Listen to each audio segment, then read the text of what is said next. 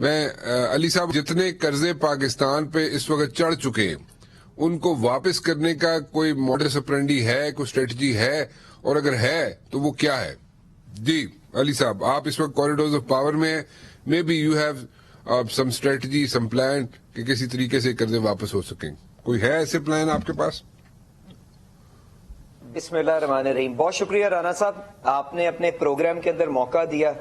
دیکھیں، میں آپ کے سوال کو اس طرح سے اس کا جواب دینا چاہوں گا کہ سب سے پہلے ہمیں بحیثیت قوم یہ چیز سمجھنے کی ضرورت ہے کہ یہ قرضے کی ریکوائرمنٹ جنم کہاں سے لیتی ہے. تو جب تک ہم اپنی چادر کے مطابق اپنے پیر نہیں پھیلائیں گے، جب تک اپنی آمدنی کے مطابق اپنے اخراجات نہیں کریں گے اور خسارے یہاں پہ موجود رہیں گے، چاہے وہ اندرونی خسارہ ہو، چاہے وہ بیرونی خسارہ ہو، چاہے وہ انرجی سیکٹر کا خسارہ ہو، تو حکومتوں کو مجبوراً قرضے لے کے اس نظام کو آگے چلانا پڑے گا. تو سب سے پہلے تو آپ کو اس کی جو جنم جہاں سے ہوتا ہے ان خساروں کے اوپر قابو ڈالنا ہے، اور اس کے بعد جو آپ نے آج تک اکٹھا کر لیا ہے قرضہ، اس کی جو ری پیمنٹ کے لیے آپ کو اپنی ارننگ کیپیسٹی بڑھانی ہے. جو اندرونی طور کے اوپر بھی جو ٹیکس کے ذریعے آپ جب اپنا tax to G D P ratio ایک مرحلہ وار انداز کے اندر جب اس کو امپروو کریں گے تو آپ کے پاس وہ وسائل اکٹھے ہوں گے جس سے آپ اندرونی اپنا قرضہ اتار سکیں گے. اور اسی طرح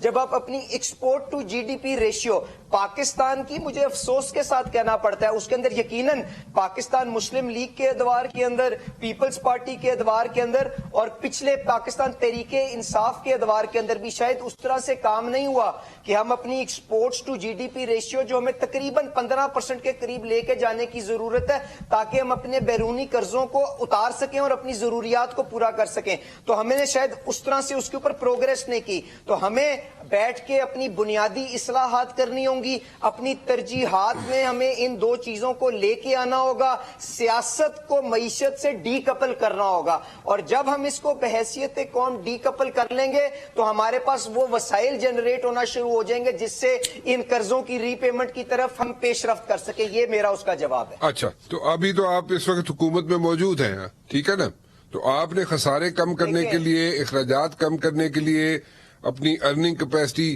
بڑھانے کے لیے، export to G D P ratio جو ہے اس کو انکریز کرنے کے لیے کیا اقدامات کیے ہیں ابھی تک؟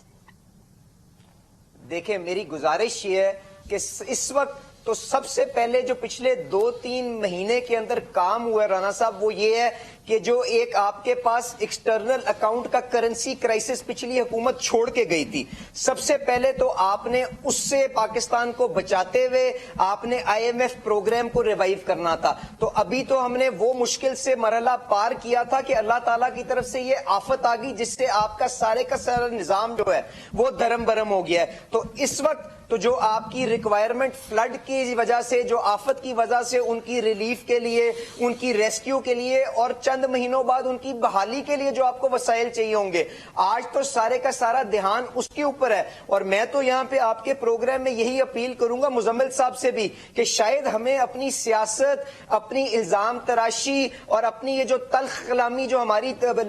جو گفتگو کے اندر آ گئی ہوئی ہے، شاید اس کو وقتی طور پہ پوز کرنے کی ضرورت ہے. یہ جلسہ اور سیاست کھیلنا، اس کو ہم 2 مہینے بعد یہیں سے اس کا آغاز کر سکتے ہیں جہاں پہ آج ہم نے اس کو پوز کیا ہے. پر اس وقت ہمارا سارے کا سارا دھیان صرف اور صرف جو آفت زدہ ڈسٹرکٹس ہیں جس کے اندر ہمارے بھائی بہنیں تکلیف کے اندر ہیں ان کی بحالی کے اوپر صرف کرنا چاہیے اور ان کے لیے وسائل کو اکٹھا کرنا چاہیے. اس وقت باقی کی ساری جو چیزیں ہیں ان کی ثانوی حیثیت ہے میری نظر کے اندر.